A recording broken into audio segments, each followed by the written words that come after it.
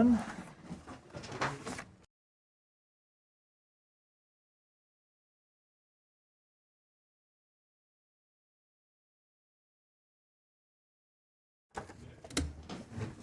I don't have any opening comments, so. Really? There's so much going on. And I expect your questions will fully cover everything and give me the chance to expound on all of those things. All right. Well, let's start with this warning to the Israelis about improving humanitarian aid deliveries to Gaza. What can you tell us about this? A few things. So first, Secretary did write, along with Secretary of Defense Austin, to the Defense Minister of Israel, Yoav Gallant, and the Minister for Strategic Affairs, Ron Dermer, on Sunday to make clear our concerns about the levels of humanitarian assistance that have been making it into Gaza. This was a letter we consider to be a private diplomatic communication that we did not intend to make public from our side, but now that it is public, I am happy to confirm it and speak to it to some extent. I think you have to put this letter in the context of our ongoing and long-lasting communications and concerns about the levels of humanitarian assistance that have made it to Palestinian civilians. If you go back to April, the Secretary wrote at the time to Minister Gallant to make clear that we had seen the levels of humanitarian assistance plateau, and then after they plateaued, start to decline, and made clear that at the time that the levels were unacceptable and that we needed to see Israel implement changes. They did make changes. The changes that they made caused humanitarian assistance to increase. We got up to somewhere between 300 to 400 trucks going in on some days to Gaza. But the thing that the Secretary also made clear at the time is that the increase couldn't be a one-off, that it needed to be sustained. And what we have seen over the past few months is that the level of humanitarian assistance has not been sustained. In fact, it has fallen by over 50% from where it was at its peak. So the Secretary, along with Secretary Austin, thought it was appropriate to make clear to the government of Israel that there are changes that they need to make again to see that the level of assistance making it into Gaza comes back up from the very, very low levels that it is at today. And the consequence, if they don't do that, is what? So I'm not going to speak to that today. Obviously, we made clear when we released our report that was mandated under National Security Memorandum 20 that there are provisions under U.S. law that require us to make certain certifications, and to make those certifications, we have to see that Israel is not arbitrarily denying humanitarian assistance making it into Gaza. When the Secretary made his conclusions under that report in April, he did so based on the changes that we had seen them put into place and the increased levels of humanitarian assistance. But of course, those levels of humanitarian assistance have to be sustained. Yeah, but what's the consequence? There are implications under U.S. law, under policy, that I'm not going to speak to here, largely because we hope that Israel makes the changes that the Secretary outlined in the letter. We have seen Israel make changes before, and when they make changes, humanitarian assistance can increase.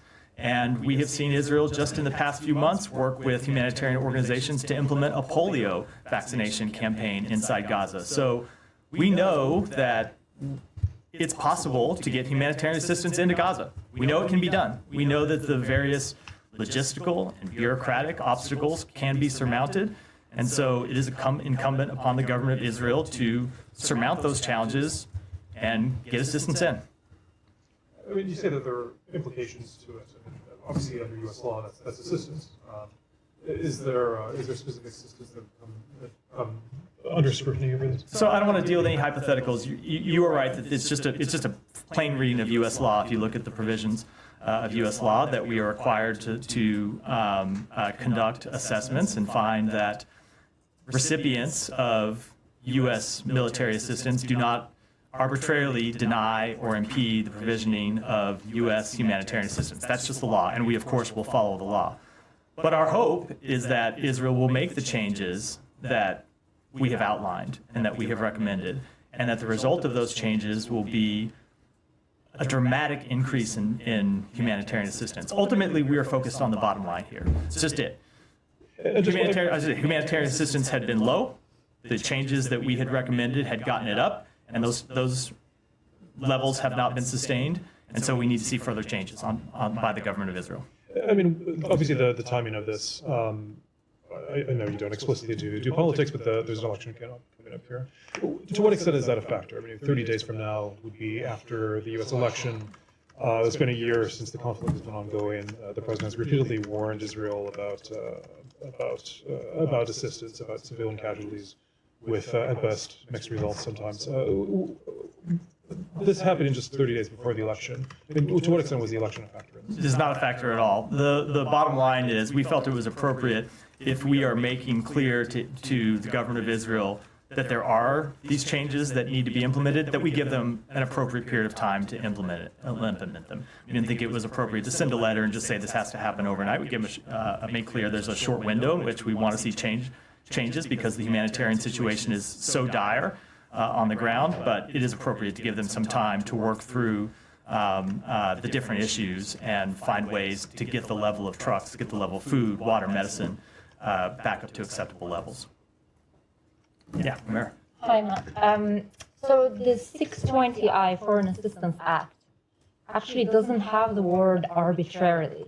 You say it's the law, but the NSM 20, which is the memorandum, has the word arbitrarily. So the Foreign Assistance Act says, when it's made known to the president that the government of such country prohibits or otherwise restricts directly or indirectly the transport of delivery of United States humanitarian assistance, it does not have arbitrarily. So given you are already saying humanitarian assistance is very low and putting in front of Israel a bunch of concrete measures on how to improve it, why are you waiting for another 30 days to implement the law? Because we believe it's appropriate to give them a chance to cure the problem.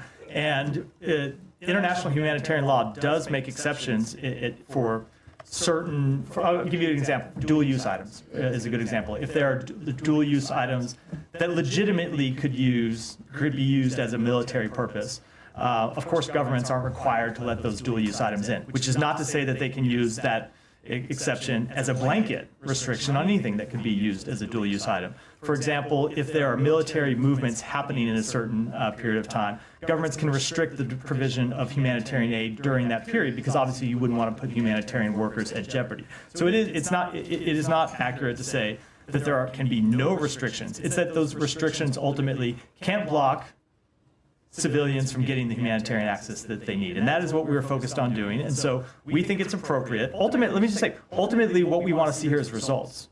This isn't about making a rhetorical statement. It's not about making any kind of threats. It's about seeing the situation reversed. And so that the civilians in Gaza who are not getting adequate access to food and medicine and other humanitarian goods today actually see, as a result of our efforts, a change in their daily lives. And that's what we're focused on achieving, and that's what we are trying to achieve through this letter. Sure, but I guess what I'm trying to get at, and I'll ask you again, is like, we've been at this for over a year now. You have made these warnings dozens of times, if not more, from this podium. Secretary has done it, President of the United States has done it, and yet we're here. Other outlets have reported, that Reuters has reported all the way back in April, that officials from this department have assessed in internal memos that Israel, quote, is persistently and arbitrarily impeding aid in Gaza. So if the law is already being, if it's already doing it, why is the United States waiting? So first of all, that is not, so we've been over this before, I know, from this podium. There are people that reach that conclusion, and there are people inside this building who reach the opposite conclusion. So I think it's important to state that for the record, that when you have a difficult situation as this, it's not uncommon for people to reach different assessments. Ultimately, if you look at the last year and our record of working to get humanitarian assistance into Gaza, what you've seen is the U.S. intervening at critical moments. Going back to October 12th, let's not forget that it wasn't October, it was October 16th. So just a few days after October 7th, that the Secretary was negotiating with the government of Israel until 2 in the morning in Tel Aviv to get the first trucks into Gaza. I know you were there. And over the coming months have intervened on multiple occasions when we thought the levels of assistance getting in weren't sufficient, when there were policies that needed to be changed, when there are new gates that needed to be opened, we have intervened to get that to happen. And you've seen those results. You've seen us go from 1 crossing being open to 4 crossings being open, and that is the result of U.S. intervention. Now, to answer your question, we have always said that this is an ongoing process, and our assessments are ongoing. They're not static, they're dynamic. And so when the situation changes, our assessments will change, and we'll act accordingly. And that's what we're doing. And how did the Israelis respond to this letter? They can speak for themselves. I'm not But going I to mean, speak for them. have you received any assurances that they will actually take these concrete measures? So I'm just not going to speak for them. Those are private diplomatic conversations. They can speak to their And reaction. one final thing. What is your message to the world when they question U.S. credibility in terms of following through? Because President Biden made a similar threat to cut off or restrict U.S. military aid in April if Israel carried out a major operation in Rafah. Regardless of what you call that operation, Rafah is now like a wasteland. And we have seen one shipment of 2,000-pound bombs being withheld, but everything else, billions of dollars worth of weapons, have continued. So what do you say to people who question the credibility of U.S. in terms of following through? So first of all, I will say, without getting into all of the details, that not all of the premises of that question are accurate when it comes to the communications between us and the government of Israel. What I will say is look at our track record of intervening to get humanitarian assistance in, and look at the fact that when we have seen Israel not follow through on the steps that they committed to, and when we have seen the results not measure up to the standards that we expect, we have intervened with them to turn those around. And that's what we did in April. And it wasn't just a letter from the secretary, it was also the president making this clear directly to the Prime Minister Netanyahu that we needed to see changes and that our policy would be dependent on the changes that they made. And they made those changes. Now, what we also said is that the changes need to be sustained and the level of humanitarian assistance needed to be sustained. And over time, we've seen the level come down, which is why we are going back in and making clear now that it needs to be reversed. Oh, sorry, one really final thing. You already said one more. I have to Yes. go. At the end of that letter, you also talk about establishing a new channel to raise civilian harm incidents, which sounds in a way incredible because it's been over a year. So can you elaborate a little bit on that effort? What kind of a channel you want to establish? And are you saying that Israelis basically ignored the U.S. in all of the previous communications when U.S. raised its concern about civilian harm? I'm not going to speak to it beyond the language that's in the letter, other than to say that we continue to see Israel not taking sufficient steps to address civilian harm, and you have to look no further to understand that than the really horrific results over the weekend. Thank you, Matt. Does this building see any inconsistency between sending a sternly worded letter with a 30-day lead time about humanitarian conditions in Gaza to the Israelis while near simultaneously deploying an advanced anti-missile system with 100 U.S. troops to man it? No, of course not. We have What's the always message being sent there? made clear that we are committed to the defense of Israel, and that's why you saw the president make the decision that he made, which I will let my colleagues at the Pentagon speak to in detail. But we've also made clear that there are provisions of U.S. law that we follow, and we will always follow those provisions. And part of that is expecting that the Israeli government fully comply with the requirements under international humanitarian law to make sure that humanitarian assistance gets into Gaza.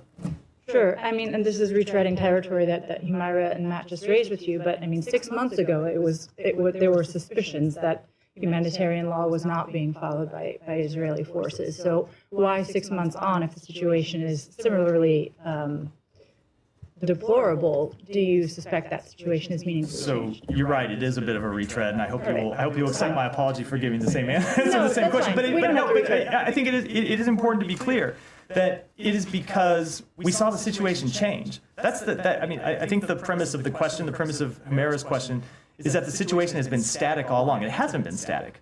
When we intervened back in April to make clear that the level of humanitarian assistance getting in wasn't sufficient, we saw it increase.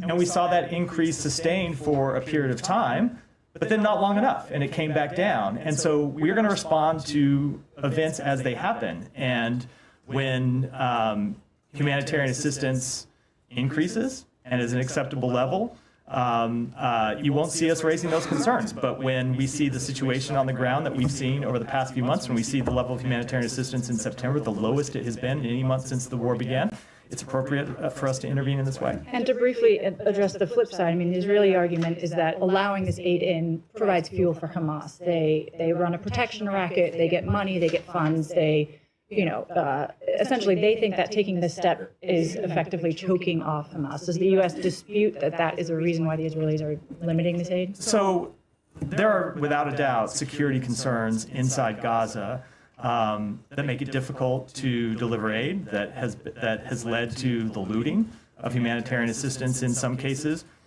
But the answer to that is not to stop the flow of food and water that civilians depend on, and that little babies and children need to survive. That cannot be the answer to that problem.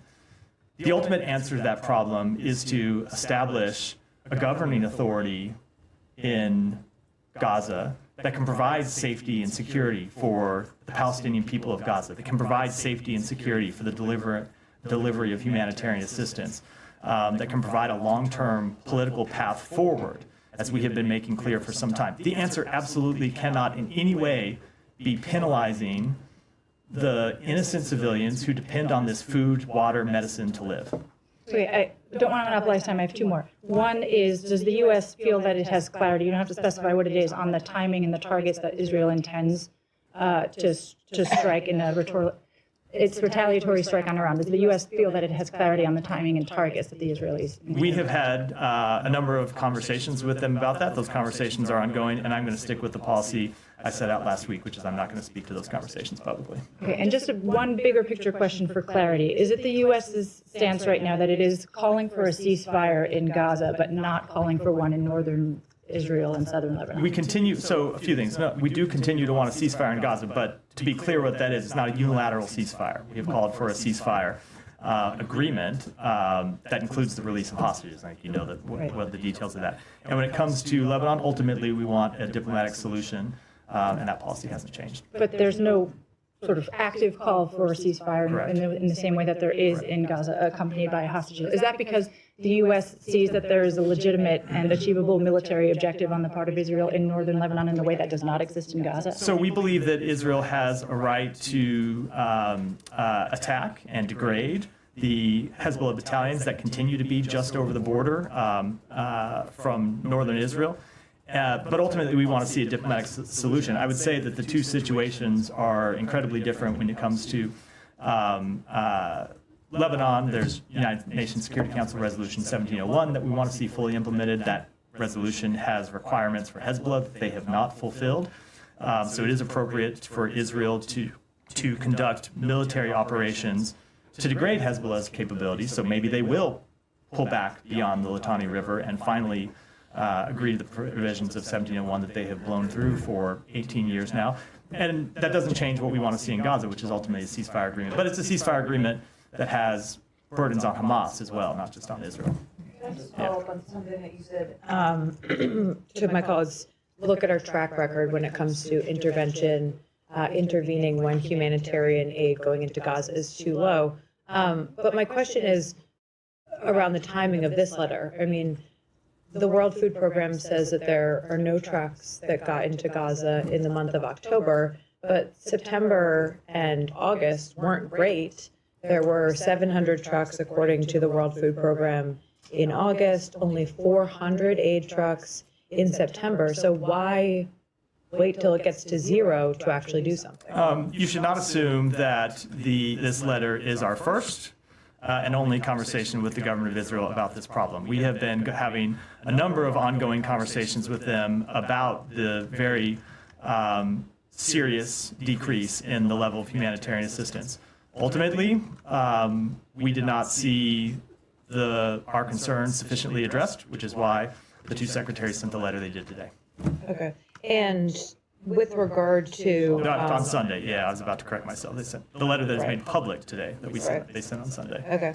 And then with regard to action that Israel has to take in order to clear this hurdle between you guys and make sure that they aren't actually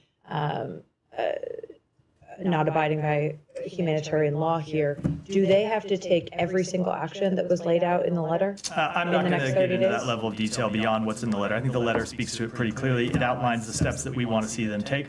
Ultimately, what's important to us is that the people in Gaza get the food, water, medicine, other humanitarian assistance that they need to survive. Right, but you're not going to measure, you're not going to lay out what that, mark of success would look I like? think the letter lays it out pretty clearly, and I'm not Well, going the to go letter beyond says that. to reverse this downward humanitarian trajectory and consistent with its assurances to us, Israel must, starting now, within 30 days, act on the following concrete measures. It says act on the following concrete measures. So should we assume that's all of the following concrete measures? I'm just not going to speak to it beyond what's laid out in the letter.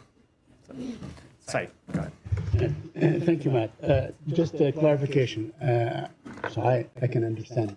Why the letter? Just to make it more formal? I mean, as opposed to a phone call showing that this is a very urgent situation? I think I just answered that in response to Kai's question. We have not seen sufficient results over the past few weeks.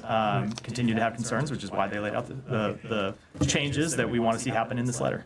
So, and why the 30 days? I mean, so must the 400,000 Palestinians wait 30 days? I mean, some of them may starve by then. The letter be incinerated, as we have seen. The letter is quite clear that we want to see changes immediately, and in fact, the secretary sent that letter on Sunday. We did see humanitarian assistance go in through Erez yesterday, and we very much want to see changes not wait for 30 days, but happen immediately. Now, we recognize that some things, like for example, the letter calls for agreements on what actually would be dual-use items. That's not something that can happen overnight. That requires a negotiation. So some things take a little bit longer, but there are changes that we want to see implemented immediately.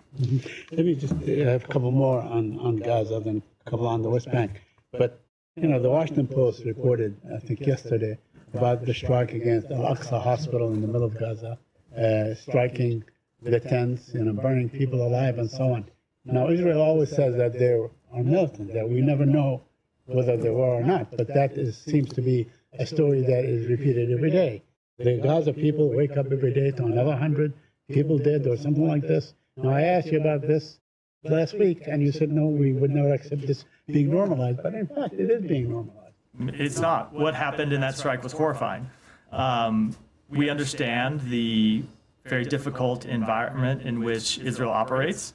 But the results of that strike were deeply disturbing. We all saw that video and all know that it's horrifying to see people burned to death. We have made clear our serious concerns about the matter directly to the government of Israel. Is it horrifying enough to be considered a war crime? So I cannot make that kind of assessment from here. As you know, Said, there's a process that we have to go through to assess the facts of the law when it comes to any individual determination. Yeah, but this seems to be going on every day, day in and day out. And, on the ceasefire talks, Haaretz is reporting that Israel is saying no more talks, no more negotiations. Can you comment on that? So I cannot confirm what's reported, I assume based on anonymous sources. We have continued to engage with the government of Israel to try and get a ceasefire over the line. As you have heard us say, that requires not just Israel, but Hamas making difficult decisions. And it continues to be the case that Hamas is not at the bargaining table in any kind of a serious way to talk about how we get an agreement.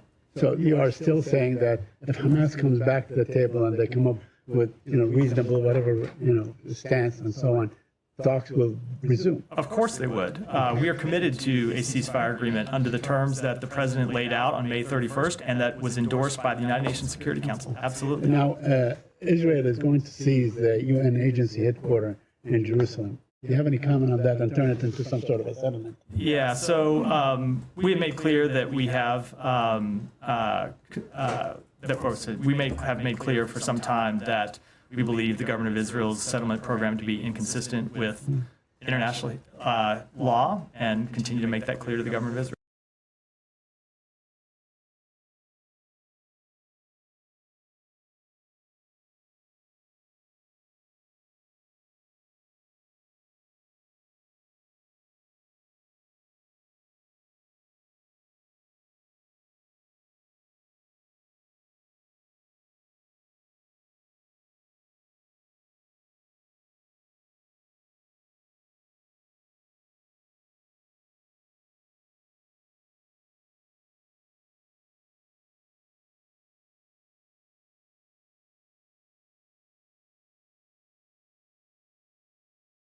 the West Bank than the one that they're pursuing now, not to mention in Gaza. Thank you. Thanks, Matt. So Israel killed at least 21 civilians in strike on Christian town in North Lebanon. They were displaced family rented this house so they can escape the horrific time where they lived in the south. Is it how Israel defending herself by carrying an attack in north of Lebanon in a Christian town that there's no existence of Hezbollah militias? So I can't speak to the circumstances around that particular strike, but obviously the loss of civilian life is extremely troubling, and we've made that clear to the government of Israel. Okay, there was a call between Secretary Blinken and Speaker of the House, Berry. Can you just give us some insight about this call that lasted 40 minutes? Sure. So the Secretary spoke to the Speaker of the Lebanese Parliament as well as to the Prime Minister on Friday to make clear that we want to see a diplomatic resolution to the conflict between Israel and Hezbollah, that we want that diplomatic resolution to include the full implementation of 1701, that we continue to support Lebanese institutions, including the Lebanese Armed Forces, which we see as a bulwark for stability in the country, and that we want to see Lebanon choose a new president, and that it's the Lebanese people and not anyone else that should make that decision. And he urged them to move forward with that process, as we have consistently made clear we want to see the government of Lebanon do. Okay, my last question. So there was a warning from the U.S. Embassy to the American in Lebanon to leave soon as possible. And it might not be if commercial flights leaving the airport. Is that a message that maybe Israel could attack the airport?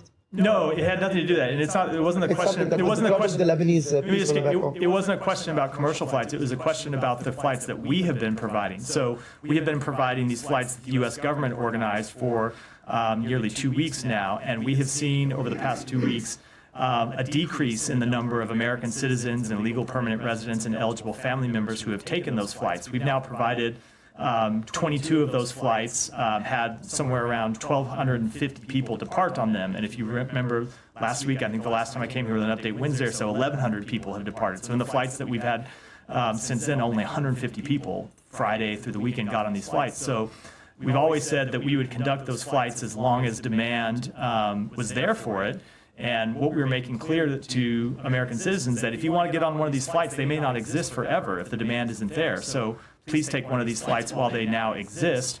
At the same time, I should note that we have continued to see capacity on Middle East Airways flying out of the country. Did you ever get the answer to the question how much you guys are paying? I did not. Yeah, I did not. I don't know. No, Not for ticket for the cost of the flights. I don't know.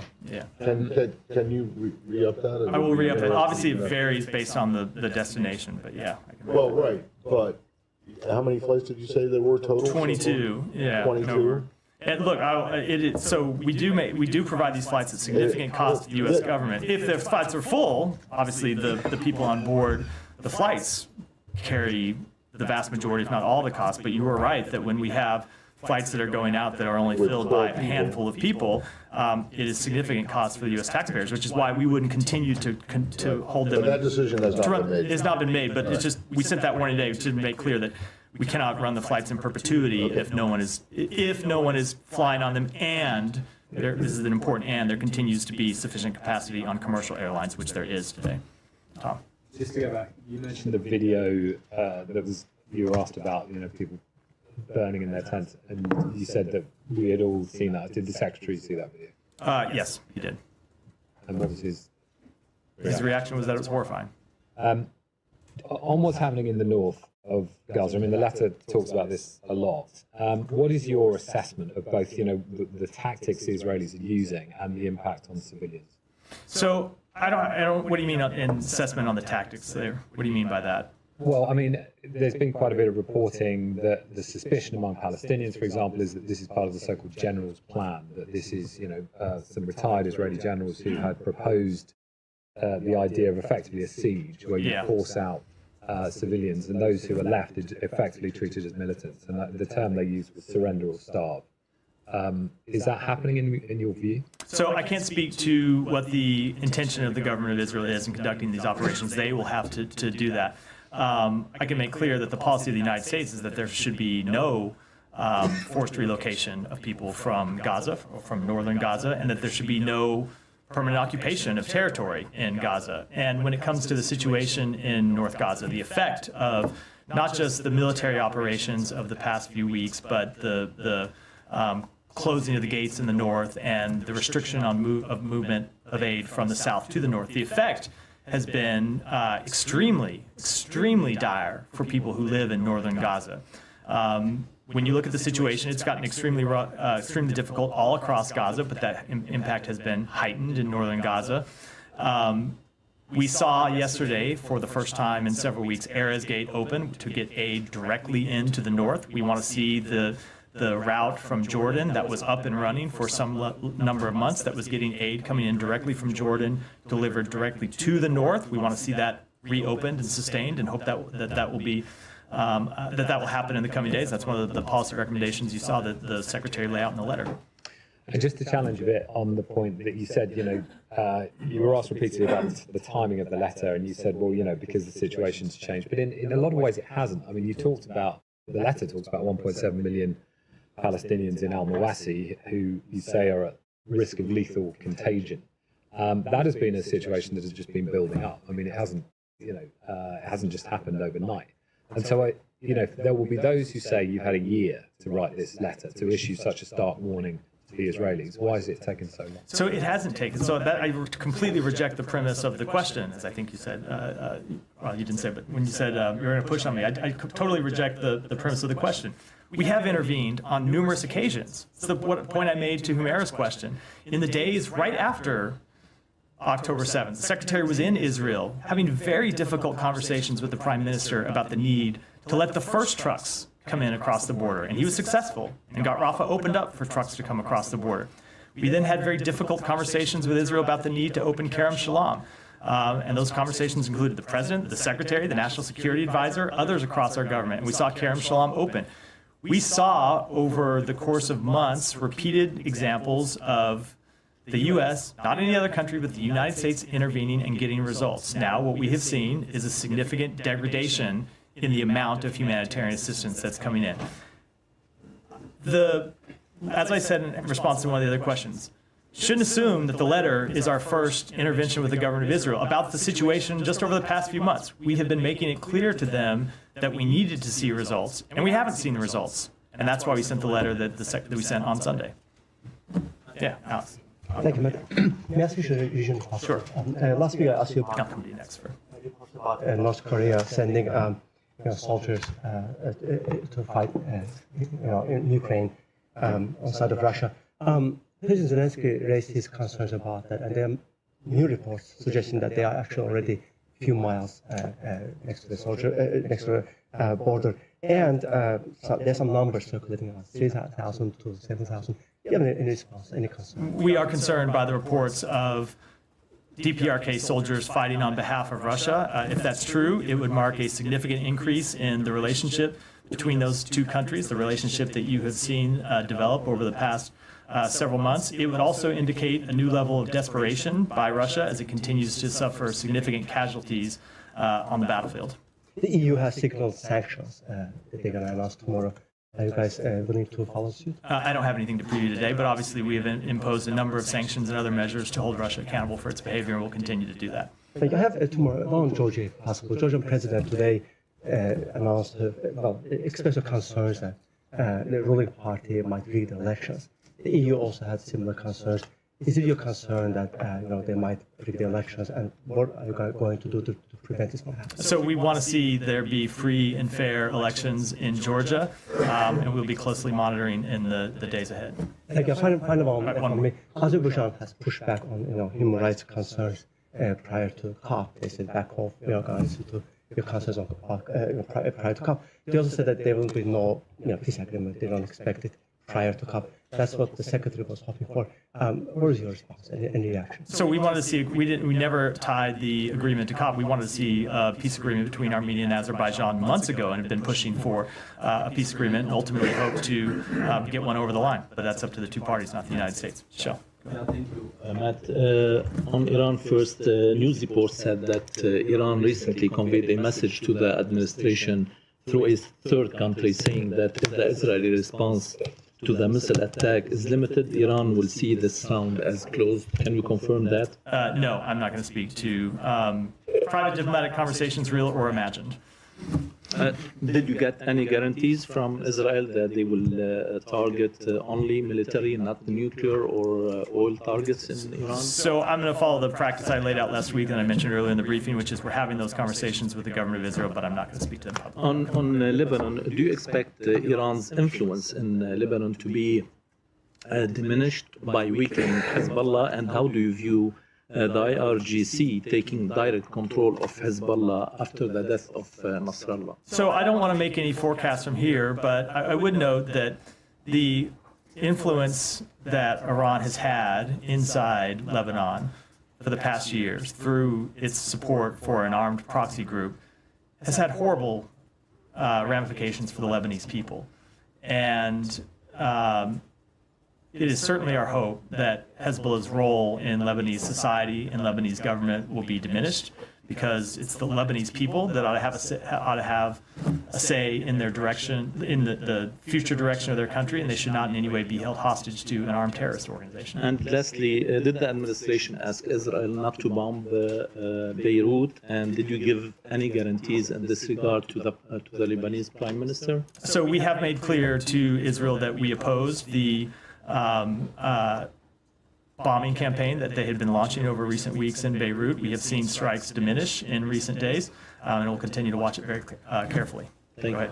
On Iran, there's reporting over the past couple of days that the administration has relayed to Iran that any assassination attempt on President Trump would be considered a quote-unquote act of war.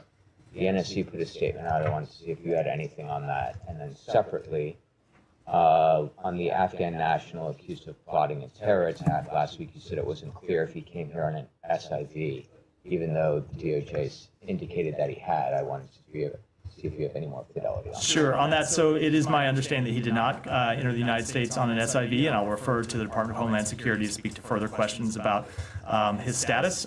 When it comes to the threats against President Trump, as we've said many times, we have been closely tracking the threats against former President Trump and former administration officials for years, dating back to the last administration. We consider this a national security matter of the highest priority. We strongly condemn the brazen threats, and we have made clear that should Iran attack any of our citizens, including those who continue to serve the United States or those who formerly served, that Iran will face severe consequences. Just one follow-up on the Afghan national. The vetting, no matter how he came over, is that done by DHS? I would defer. I believe that they conduct the vetting, but I would really defer you to DHS to speak to it. There are different procedures for different programs, so with respect to this particular one, I would defer to them. They're the lead agency. Sean, go ahead. Could I go back actually to Alex, North Korea? That's something different. How do you feel about North Korea bombing its own roads? Just trying to. When you put it that way, we are monitoring the situation in the DPRK in close coordination with our Republic of Korea allies. We continue to urge the DPRK to reduce tensions and cease any actions that would increase the risk of conflict, and we encourage the DPRK to return to dialogue and diplomacy. So is this stuff that raises tensions? Bombing there? It certainly doesn't do anything to alleviate them. Can I switch to a different topic? It's up to Sean if he wants to yield the floor. If not, there we go. I'll come to you next, Danny. India. I know you put out the statement yesterday about the Indian Inquiry Commission having a representative coming here. It was exactly at the same time, basically, that you put this out, that the allegations came in Canada. Do you have any? First, do you have any general thoughts on India-Canada round two about what's taking place? First of all, I'd say that the timing of those was completely coincidental. When it comes to the Canadian matter, we have made clear that the allegations are extremely serious, and they need to be taken seriously, and we wanted to see the government of India cooperate with Canada in its investigation. Obviously, they have not chosen that path. You say the allegations extremely serious. You mean the long-standing ones? Canada, yeah. The long-standing ones. Yes, yes, correct. So in terms of how India reacted overnight, or how they reacted yesterday to this, how do you feel about that, the withdrawal of, obviously Canada was kicked out, but how do you feel about how India is responding? I don't have any comment on that, but as we've said before, they're serious allegations, and we have wanted to see India take them seriously, and cooperate with Canada's investigation. They have chosen an alternate path. an alternate path. How does that color perceptions of dealing with India? I don't have any further assessment on it. What can you say about the meeting? So I don't have a readout on the meeting yet. The meeting was here as a follow-up on conversations we have been having with the government of India at the senior-most levels over the past several months. They have told us that they are taking the allegations seriously, that the activities contained in the DOJ indictment do not represent government policy. So the meeting that happened this week, or that is happening today by India's inquiry, was to discuss their active investigation into the matter, for us to update them on our active investigation into the matter, and to continue to share sides about steps that could happen in the days and weeks to All come. right, and I know you said this, but it's very hard to believe that the timing of your statement was purely coincidental on a day when there's massive events going on. I fully between understand. Indians and I will the just tell Canadians. you that we were planning this the meeting was planned, and so the statement announcing the meeting was planned early last week, maybe end of the week before, well before we were aware of the actions that Canada was going to take over the past few days. So it is completely coincidental. I promised Janie I would go next, and then I'll come to you. Thank you, Matt. Two questions on North I can see her Korea. getting angry as I skipped over her, so I'm going to go next. Yeah, that's fine. Two questions on North Korea. As you know, North Korea is making an unreasonable claim that South Korea was responsible for the drones infiltration into Pyongyang. And North Korea's Kim Yo-jong claims that South Korea is the main culprit and that the U.S. should take responsibility. Meanwhile, Russia defended North Korea, saying it violated North Korea's sovereignty and warned against using offensive force.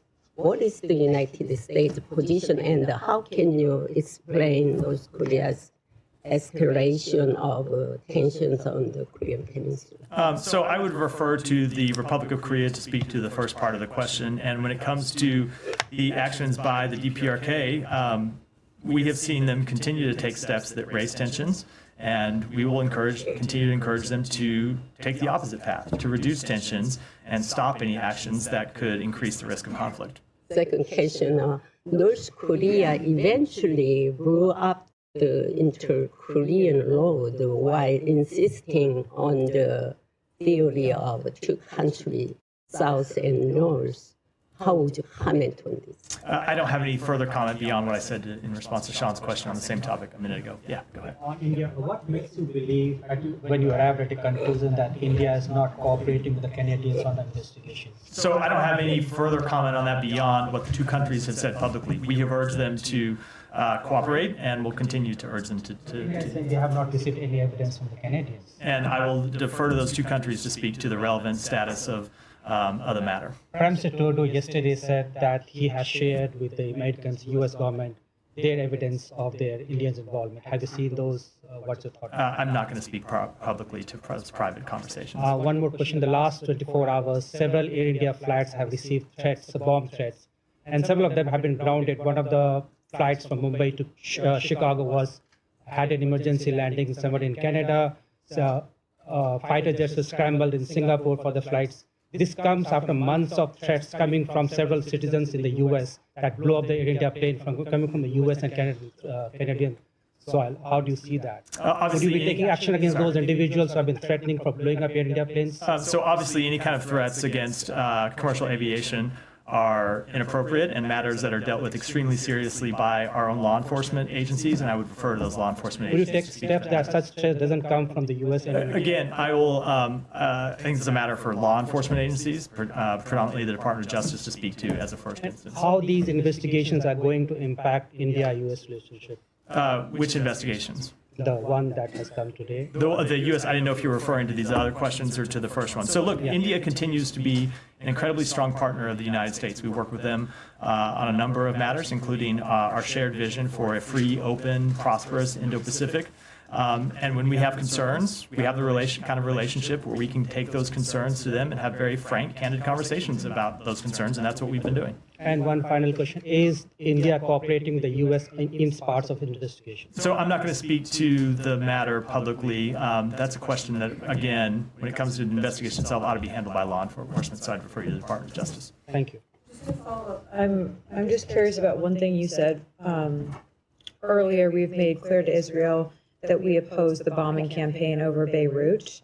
Last week, you actually wouldn't characterize the U.S. position on those bombings. So can you explain to us what's changed over the course of the last week? So there are specific strikes that it would be appropriate for Israel to carry out. But when it comes to the scope and nature of the bombing campaign that we saw in Beirut over the past few weeks, it's something that we made clear to the government of Israel we had concerns with and we were opposed to. So if they return to that bombing campaign with an appropriate scope, which I assume you're not going to define. I'm not going to speak to a hypothetical here. Then that would be fine? We've had concerns about the nature of that campaign, and we've expressed those privately to the government of Israel. And you said that they have been halted for now, which So you're welcoming. we've seen them come down over the past few days, which is not a prediction about what will happen in the future, but we have seen them come down. Will there be implications for Israel if they don't continue to stay at the levels they're at? I just don't want to speak to hypotheticals. But just on that, Matt, so are you telling them not to bomb Beirut at all? We have made clear that we are opposed to the campaign, the way we've seen it conducted over the past few weeks. Now, they do have a right to go after legitimate terrorist targets. We see Hezbollah continue to operate across Lebanon, and Israel does have a right to defend itself against those terrorists who pose a threat to the state of Israel. But we've had real concerns about the nature of the campaign that we saw roll out across Beirut over the past few weeks, and we made those concerns publicly. I'm not going to speak to it in any detail from here, but we have had quite detailed conversations with the government. Can you elaborate on that nature? Is it the number of high civilian deaths? Is it them seemingly targeting like civilian infrastructure? It is largely the civilian toll. It's the civilian toll. Go ahead. I'll come to you next, Ryan. Thank you very much, Matt. George Galloway, former parliamentarian in UK, and Jemima Goldsmith have said that these might be the last few days to save Imran Khan's life, because since last almost 10 days, nobody has met him. Just today, they allowed, according to one political leader, they allowed him. Are you aware of these reports that there are threats to his life and health? I've seen the reports, and obviously we want to see the human rights of every individual in Pakistan be respected.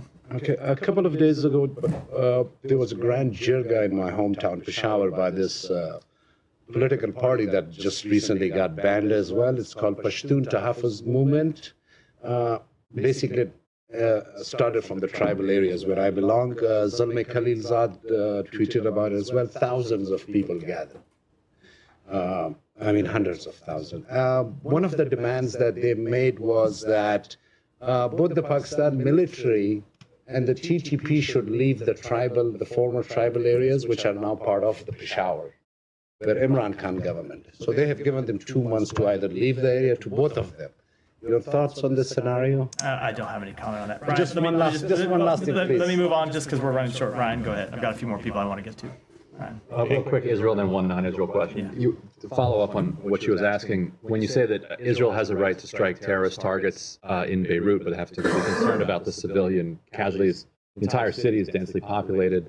Like, how could they attack terrorist targets in Beirut without there being civilian casualties? I'm not going to get into prescribing the nature of a military campaign from here. It is a principle that's true for every country that they have a right to defend themselves against terrorism, but we've had real concerns about the way we saw the bombing campaign in Beirut roll out over the last few weeks. Ryan said he had another question, so before you interrupt.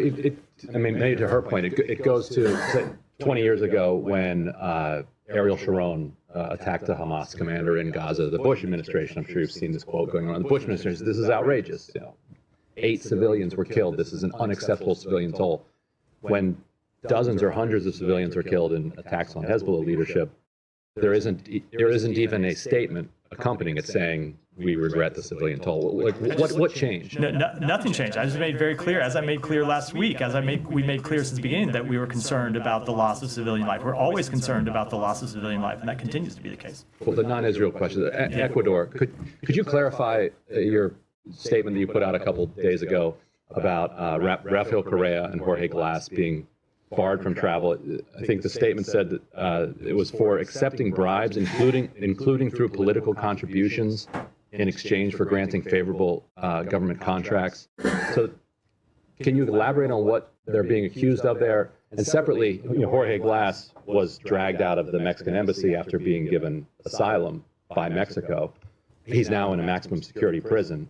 So barring him from traveling to the United States doesn't have much, functional or practical consequence other than to satisfy Ecuador's side of the argument that it was actually okay for them to drag him out of the Mexican embassy. As you know, the Mexicans are still furious about that. They're trying to get Ecuador kicked out of the UN for it. Let me take that back and get your response. I admit I'm not fully aware of the underlying details. Hiba, go ahead. Yes, first, do you still see that the Israelis are conducting a limited operation in Lebanon? So with respect to their ground operations in the north, they continue to operate limited incursions, and we continue to watch it very closely. Okay, I want to follow up on the question about the airport, because the message the U.S. Embassy in Beirut put out yesterday created panic in Lebanon because people are afraid and they are trying to leave. You said that you made it clear to the Israeli that you oppose bombing Beirut, but what about the airport? Did you make clear that? Oh yeah, and I've spoken to that before. I spoke to that previously. We have made clear to the government of Israel that the airport needs to stay open, that we wanted the airport to stay open, that we want the roads to the airport to stay open. The message, I hope people didn't misinterpret it, so let me make clear if they did. The message that we sent out was for American citizens and lawful permanent residents and their eligible family members, making clear that we may not be able to continue these flights that we have organized in perpetuity. It wasn't about the status of the airport. It was because we have not seen sufficient demand for those flights. We've had flights going out with 12 people on them, and so we want to see people know that these options exist and that they should take them. Moving to the politics, the speaker had a call with Macron, and he made the Lebanese speaker, Nabi Hariri, and I assumed you didn't mean Mike Johnson. So, no, but obviously, when we saw the readout or the leaks in the media, you are not aligned with the French when it comes to the outcome in Lebanon. They are calling for an immediate ceasefire, as per the Lebanese politicians. So are you aligned with them? So we have not called for an immediate ceasefire, but we are aligned in that we want to see ultimately a diplomatic resolution. Is the secretary going to participate in the conference? I don't have any travel announcements to make today. Go ahead. Let's talk about the Indian delegation, meetings with the Indian delegation. What kind of message conveyed to them by the State Department regarding the involvement of Indian agents in international crimes? The same message that we have made clear for some time, which is that it's a matter we take incredibly seriously, and we want to see it fully investigated. So Pakistan is hosting Shanghai Cooperation Organization meeting in Islamabad. More than 10 countries are attending, and after 15 years, Indian Foreign Minister is there, and there is an opportunity for the Pakistan-India peace talks. What are your thoughts on that? So the United States respects each country's sovereign right to associate in groupings of its own choosing. We would encourage every country to ensure that its participation in multilateral fora upholds and respects international law and reaffirms the sovereignty, territorial integrity, and independence of all nations. So there are a number of incidents in India in the last few months involving the theft and illegal sale of nuclear materials. As the United Nations, Pakistani ambassador called for the investigation of these incidents. Is this a concern from the U.S.? So we are aware of Pakistan's request to the UN Security Council. We are committed to tracking, developing, and implementing effective policy responses to proliferation threats, and we will continue to work with our partners to shape the international security So environment. one last question. Outgoing Russian ambassador issues kind of a warning. He said that America will face a head-on collision with the nuclear power if it allows Ukraine to fire U.S. long-range missiles. If it allows what? Oh, Ukraine. Sorry, go ahead. I didn't mean to interrupt. So what is your response on his statement? So I think it's inappropriate for Russia to continue to make these kind of statements, as we've said for some time. One of the people the world saw burned alive by the bombing at the Gaza hospital was Shaban Al-Dalu, a 19-year-old engineering student who was still attached to an IV drip recovering from a previous bombing. And his story kind of speaks to how this isn't just about one attack. A 19-year-old having to provide for his family, repeatedly displaced, brought to hunger, bombed twice in a matter of days. This is a year and this isn't out of nowhere. So how many more patients burned alive by U.S. We don't want to bombs see until any. this is now? No, we don't want to see any. Well, I guess the U.S. has said, again and again, that no civilian loss is acceptable 10,000 deaths ago, 20,000 deaths ago, and yet it's continued. So how does this answer mean anything without a policy shift? It is an incredibly difficult environment that Israel operates in. And I'll just make clear the thing that question leaves out, as often happens, and I understand why, is the burden that Hamas bears. And not just the burden that Hamas bears by hiding behind humans and using humans as civilian shields, but the burden that Hamas bears in not coming back to the table to try to get to a ceasefire. So Israel needs to do more to minimize civilian harm. Hamas needs to stop hiding behind human shields. Both of those things can be true. Both of those things are true. And ultimately, the horrific human toll over the past year is why we continue to push to get to a ceasefire, why we want to see both sides agree to a ceasefire. If Hamas is an idea as much as a military force, how is continuing to kill tens of thousands of people already suffering from pre-existing apartheid going to defeat that idea? We have always made clear that you cannot defeat an idea through a military campaign. You can defeat Hamas's military wing, you can degrade Hamas's capabilities, but there has to be a political path forward for a future in Gaza without Hamas, and we've made that clear for the past year. And then just to Humera's question earlier on the U.S. asking Israel for a new channel of communication about civilian harm, how has the U.S. and Israel been discussing civilian harm incidents up to this point, and why hasn't it taken a year and at least 42,000 people killed for the U.S. to consider that its approach for relying on Israel to stop hurting civilians is just insufficient? We have long made clear that we want to see changes in their behavior. We haven't seen sufficient changes, and which is why we continue to press them. And with that, we're going to wrap for today. Thanks, everyone. Thank you, Matt. Thank you.